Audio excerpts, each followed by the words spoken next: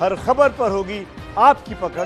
Download कीजिए ABP live app. एक बार फिर से आपको बता देती हूँ, सवाल ये पूछा गया कि क्या ऑपरेशन ऑल आउट की वजह से आतंकी बौखला गए हैं। मैं एक बार फिर से रिजल्ट्स आपके सामने रखना चाहती हूँ और साथ में मेहमान भी उस वक्त अपना क्लोजिंग रिमार्क भी आपके साथ शेयर करते रहेंगे।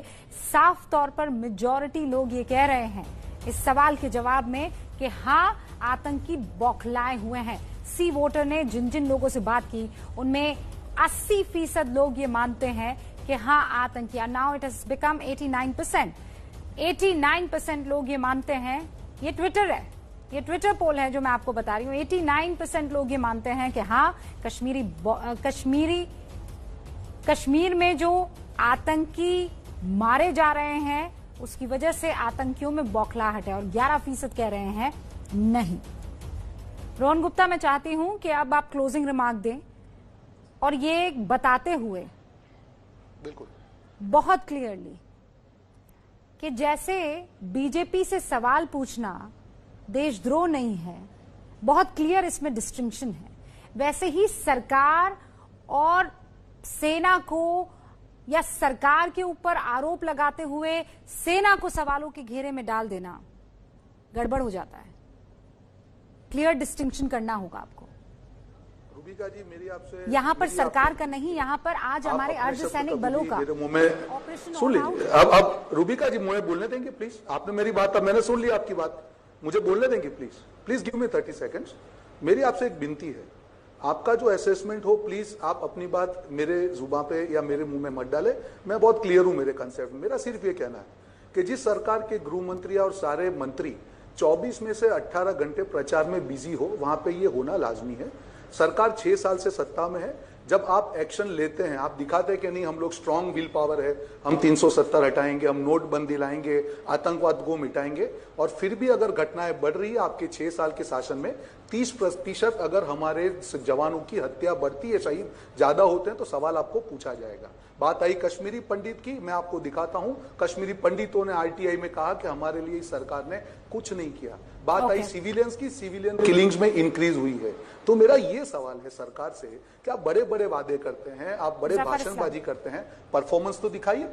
कभी तो हमको ये दिखाइए। हम भी रूबिका जी, आतंकवाद खत्म होगा। रूबिका जी, अब इन्होंने कह दिया, सुन लीजिए। अब आपने अपनी बातें कह दी रोहन जी।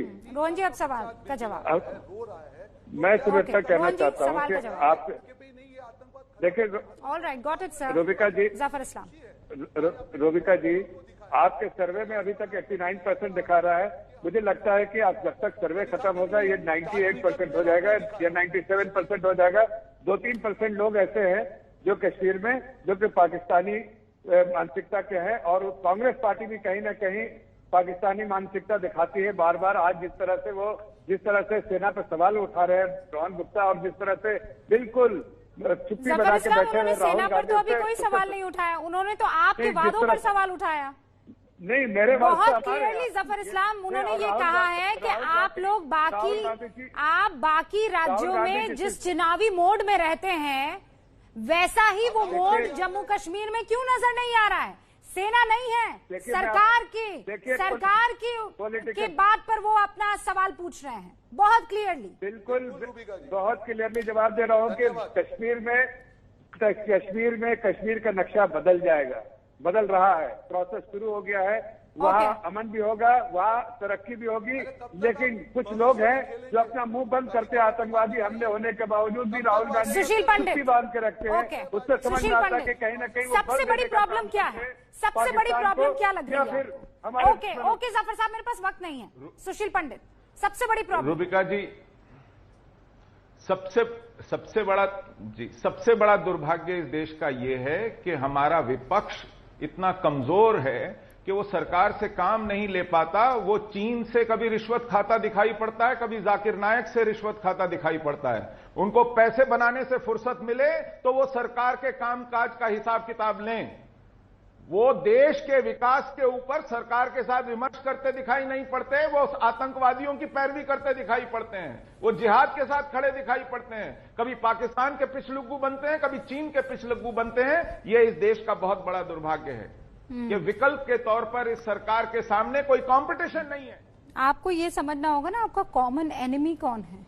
और राजनीति कभी भी ये डिफरेंशिएट करने ही नहीं देती है। आप भूल जाते हो कि आपका सच्चा पक्का दुश्मन कौन है। इस वक्त आतंकवाद है, अलगाववादी है, वो इस्लामोफोबिया के नाम पर जो अपना एजेंडा और नैरेटिव चला रहे हैं वो लोग हैं, जिनमें से एक अभी गायब हो।